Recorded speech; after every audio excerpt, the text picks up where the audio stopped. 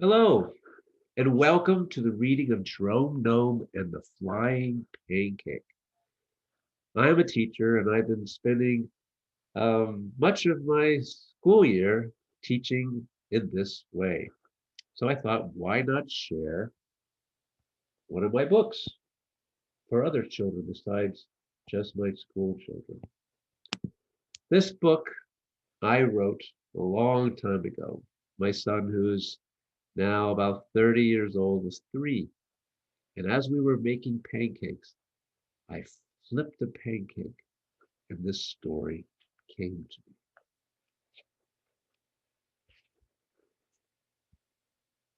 me. How high can you flip a pancake? Asked Jerome Gnome. Very high and very far, said Papa Gnome. As high as the moon? Yes, as high as the moon, and even as far as the sun, said Papa Gnome, as he poured acorn pancake batter into a frying pan. Oh my, said Jerome Gnome. Can I ride on a pancake? Of course, said Papa Gnome. But first you must find a twinkle from a star and hold it in your hand. So Jerome Gnome ran through the stump house and into his room. In his toy chest he searched but found no twinkle from a star. He went to the stuffed animal shelf where his friends Bear, Unicorn, and Eli Elf waited for him to play. But none of his friends had such a twinkle. Then he opened the clothes closet and checked all the pockets in his gnome outfit. Again, no twinkle from a star. Nothing. On the dirt floor, he plopped himself down, feeling very sad. Wait, he said to Mole, who was digging his way up through the floor. I forgot I left a cup of water outside last night. As fast as a fairy, he ran outside and found the cup on a rock. And sure enough, there floated a twinkle that had fallen from a star the night before. Hurrah! Jerome shouted. Holding the twinkle, he ran inside to show Papa. Just as he entered the kitchen, Papa Gnome flipped a very large pancake into the air. Up and up rose the pancake with Jerome Gnome sitting upon it. As he flew up through the trees, he watched as his stump house shrank down below. He waved hello to 2 squirrels chatting over biscuits and tea. He rose still and met a gaggle of geese gonking as they flew south. What are you, a gnome, doing up here in the feathered creature's realm? Asked the leader of the flock. I'm going to the moon and then to the sun, said Jerome. Nonsense, you are a gnome, and not even a bird can do that. I can. I hold a twinkle from a star. And higher Jerome and the pancake rose. Then Jerome came to the end of the sky. Who is it that approaches the end of the sky? Asked the sky angel, whose blue gown spread over the earth.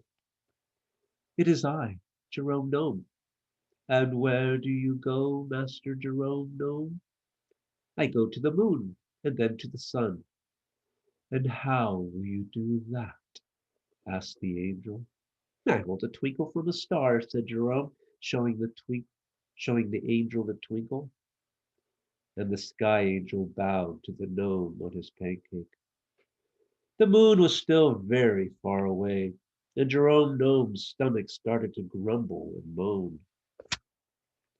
So he broke off a piece of his flying pancake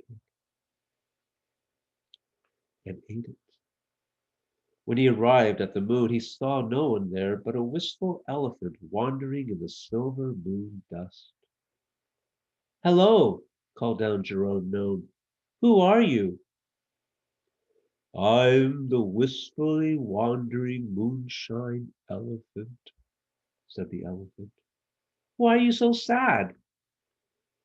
I am waiting for my friend who went to sleep on the other side of the moon. She said she would wake up in the morning, said the elephant sadly. But I am beginning to wonder whether it will ever be morning on the other side. I have waited so very long. And the wistfully wandering moonshine elephant sprayed silver moon dust over her back, sending a silver cloud over Gerome and towards the earth. Jerome felt bad that the elephant felt so sad. Do you like pancakes? Asked Jerome Gnome. Indeed I do, said the wistfully wandering moonshine elephant. But it has been so long since I last ate a pancake, I have almost forgotten how one would taste. Jerome Gnome broke off another piece and tossed it down to his new friend. Now only enough pancake was left for Jerome to sit upon. Thank you. The pancake tastes wonderfully wonderful, said the elephant, not looking quite so sad. Where are you going, by the way? Now I'm going to the sun. The sun? It is so far away. I can remember no one flying to the sun, and I can remember many things. For instance, where the first particle of stardust fell on the moon. But no one flying to the sun can I recall. I can, said Gerome. I hold a twinkle from a star. And he waved goodbye to his moon friend. The sun lay indeed very far away, and again Jerome Gnome's stomach began to grumble and moan. So he broke off another piece and gulped it down. This left very little pancake for Jerome to sit upon, so he had to carefully balance himself. Warmer, he felt himself. He felt as he neared the sun. When he finally arrived, he saw that the sun was a frightfully huge, thriving, glittering hive. A swarm of bees zippled and zinged to and fro. Wait, shouted Jerome Gnome to one zipping bee. Please tell me who you are. The bee stopped and hovered in front of the gnome. I am a zipping sunbeam bee, and I am frantically, fabulously busy, as you can see, said the zipping sunbeam bee very rapidly. And what are you doing? Asked Jerome. I and all those you see are racing to the earth with a zip and a zing, holding shreds of fiery honey. Every morning we feed the earth with a new batch, zapping the blazing honey over the world.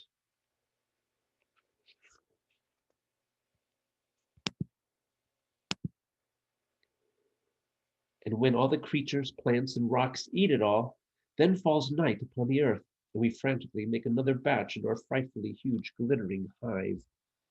And off zipped the zipping sunbeam bee with a shred of fiery honey. Before Jerome blinked, the zipping sunbeam bee returned from the earth without his shred.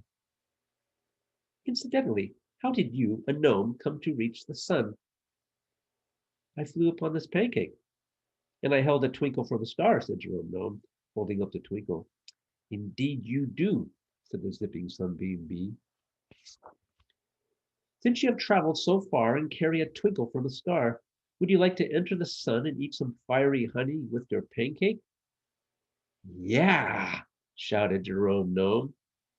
Into the frightfully huge glittering hive he plunged. Glum. And Jerome ate more of the pancake with delicious fiery honey, remembering to save one small speck of pancake to fly home upon. Jerome, did you eat that whole plate of pancakes? Asked an astonished Papa Gnome as he walked out of the kitchen. And look at you. You are covered with powdered sugar and honey. I flew into the sun, and it's full of honey, Papa, said Jerome Gnome, looking quite a sight, powdered and gooey all over. And that's not powdered sugar, it's moon dust that was once stardust. Jerome Gnome held up a speck of pancake. See, not all the pancakes are gone, Papa. I left you some. Oh, Jerome Gnome, you certainly love your pancakes, said Papa Gnome, smiling as he sat down to eat his speck of pancake. Jerome, pass the moon dust, please. The end. Well, I hope you enjoyed it. And you can always get Jerome Gnome and the Flying Pancake on Amazon by just clicking here. And there's two other Jerome Gnome books I have written as well. Well, I hope these days are wonderful days for you, and I wish you great happiness and great adventures. Thanks for listening. Bye bye.